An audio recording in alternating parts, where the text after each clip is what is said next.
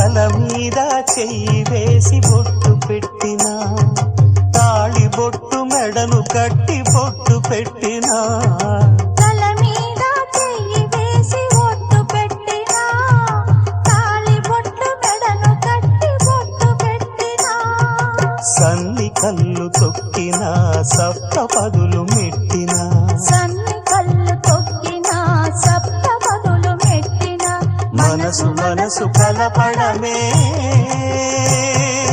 మంత్రం పరమార్థం.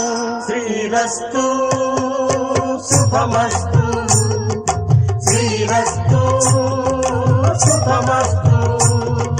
శ్రీకారం చుట్టుకుంది పెళ్లి పుస్తకం, ఇక ఆకారం దాచుతుంది కొత్త జీవితం.